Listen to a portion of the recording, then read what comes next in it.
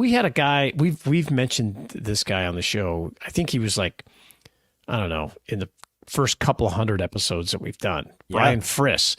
And he made this comment that really resonated with both Dave and I. And I've mentioned it, hundreds of times. Yeah, countless times. And it was, first he said, which I really respected, is that, hey, we're all afraid. And I thought, man, that's pretty good, vulnerable. It's a natural response. Yes. But then he followed up with like, but we have to learn not to make fear-based decisions.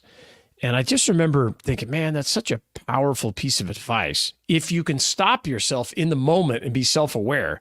Yes.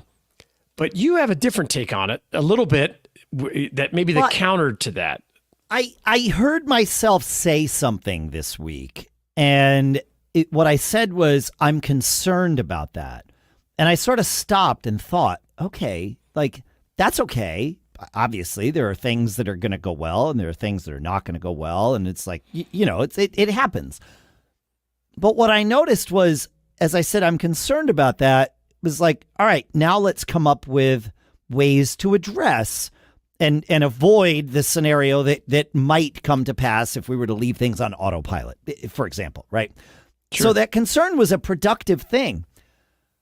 What I didn't say, and what I noticed that I didn't say, was I'm afraid about that. So it's the concern versus fear. Now, I think concern is, I think it's a version of fear, right? They're very related, certainly, but there's degrees of being afraid.